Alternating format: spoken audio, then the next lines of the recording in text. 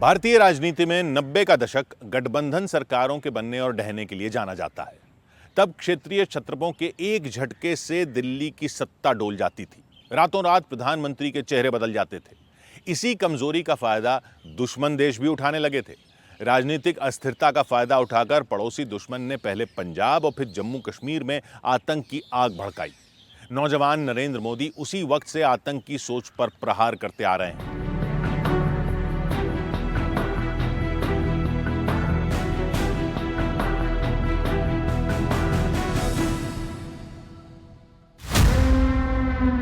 दो दिसंबर 1989, नई दिल्ली। विश्वनाथ प्रताप सिंह कई दलों के गठजोड़ से बनी सरकार में प्रधानमंत्री बने। सरकार में बीजेपी और लेफ्ट पार्टियां भी शामिल थीं। कांग्रेस से बगावत कर जनता दल में शामिल हुए मुफ्ती मोहम्मद सईद को विश्वनाथ प्रताप सिंह ने देश का गृह मंत्री पद सौंपा। गृह मंत्री बनने के 6 दिन बाद ही आतंकियों ने मुफ्ती मोहम्मद सईद की बेटी रुबैया सईद का अपहरण कर लिया। दहशतगर्दों ने गृह मंत्री की बेटी की जान बख्शने के बदले 5 खूंखार आतंकियों की रिहाई की मांग रखी। किडनैपिंग कांड का अंत 13 दिसंबर 1989 को हुआ। अशफाक वानी, शेख हमीद, शेर खान, जावेद अहमद जरगर और नूर मोहम्मद कलवल को रुबैया की आजादी के बदले रिहा कर दिया गया। हालांकि रुबैया का अपहरण सिर्फ एक शुरुआत भर थी। कश्मीर में सरहद पार से रची गई बारूदी साजिशें अंजाम दी जाने लगी। इस बीच विश्वनाथ प्रताप सिंह की सरकार भी चली गई। 1991 में रथ यात्रा के समय बीजेपी नेता लाल कृष्ण आडवाणी की गिरफ्तारी के बाद पार्टी ने वीपी सिंह सरकार से समर्थन वापस ले लिया।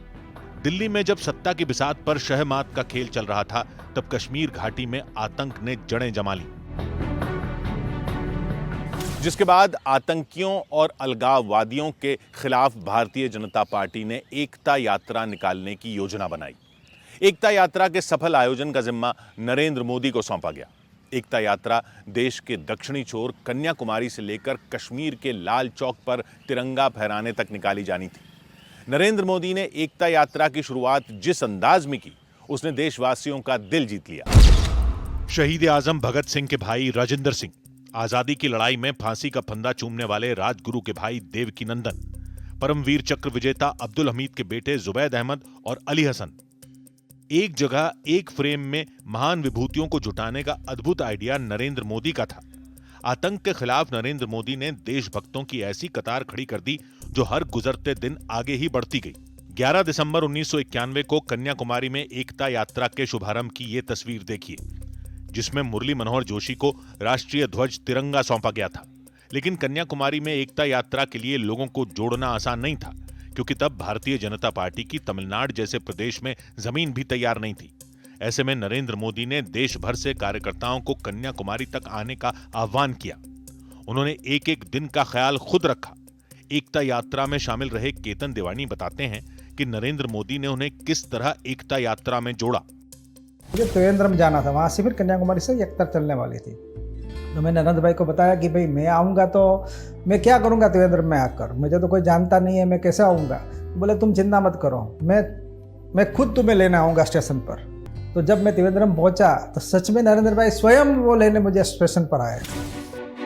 एकता यात्रा में नरेंद्र मोदी दूसरों का ख्याल रखते थे, लेकिन उनकी फिक्र कौन करता था, ये जानिए यशोधरा राजे सिंधिया से।